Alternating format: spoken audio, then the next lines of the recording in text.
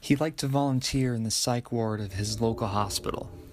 His real job was as a stockbroker, but the stresses got to him sometimes and he needed an outlet. In the past, he turned to booze to relieve the pressure, but that had taken him to places he hoped never to revisit. He didn't know why it helped him so much to be in the hospital. He didn't particularly like the crazies they made him work with. In fact, he thought most of them were beyond help. He supposed it was really Anna that kept him coming back. Anna was just a little girl, maybe 10 or 12 at the most. She shouldn't really have been in the ward with the adults, but his small town wasn't wealthy enough to have separate housing for minors. He felt sorry for all the kids who had to bunk with these terminal whack jobs. Or he would if Anna weren't the only one there under 35. That just made it sadder, he supposed. He felt a need to protect this little girl from the frightening company she kept, so he had promised himself never to leave as long as she was there. Anna was probably the least screwed up person in that hospital. She had terrible anxiety anytime she left the building. They said if she left, she'd probably die from the shock of it. The only thing that seemed to make her feel better was talking, so he talked to her for a few hours on end about even the most inane topics. He felt a need to know everything about her, a need that transcended what should probably have been suitable for their relationship. But Anna seemed so happy when he talked to her that he could never bear to leave her for long. The only subject they avoided was her reasons for being in the ward. He felt that if there was a reason, she would tell him in her own time, and that if he pushed her, he might break the connection they had with each other. Their bond had been growing stronger every day. They were almost close enough to be brother and sister, so close that he no longer pretended to be working with the hospital. He quit his volunteering gig and came in every day just to be with her. He seemed to even be helping with her anxiety until one day he found her curled up into a ball on her bunk, sobbing quietly to herself. When he asked her what was wrong, she finally told him why she was in the hospital. She and her mother had been in a car accident with a drunk driver. Her mother had died as a result, and she had to be hospitalized. She hadn't talked for months after that. In fact, she only started talking around the same time that he had started at the hospital.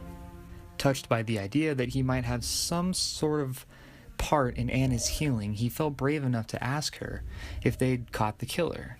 She told him that they hadn't, and that was why she couldn't leave. She was so scared he'd come after her. He tried to comfort her, tell her that a drunk driver wouldn't even remember her, but nothing helped. Finally, in desperation, he promised to kill the driver if he ever managed to get close to her. That got Anna's attention. And though she was shocked at the statement's brutality, it at least got her to stop crying. The rest of the day went on normally, but he decided that he would talk to Anna's doctor before he left. He hadn't talked to the doctor before, but everyone at the ward knew him, so he felt no qualms about introducing himself. When he asked about Anna, the doctor seemed extremely keen to hear what she'd said. Apparently no one knew why she was in the ward in the first place. They just found her wandering, bloody by the side of the road. Surprised, he told the doctor Anna's story. At the end, the doctor leaned back in his chair and sighed. "Richard, what you're telling me is very serious. There isn't anyone named Anna in this ward.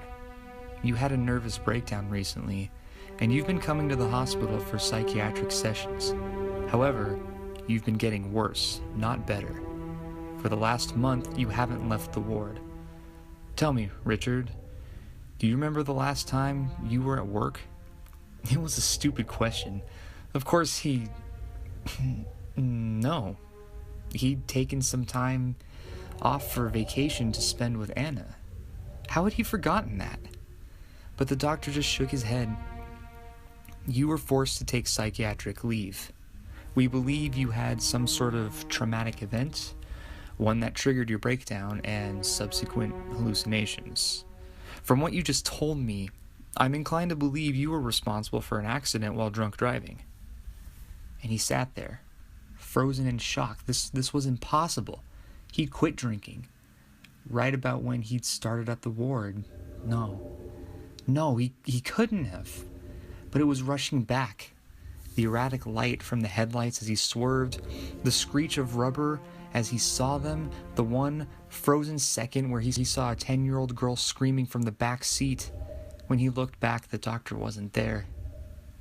Anna was sitting in the doctor's place, saying nothing, just staring at him.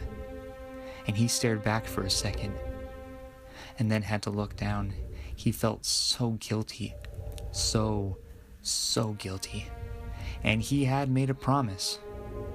Richard picked up the scissors.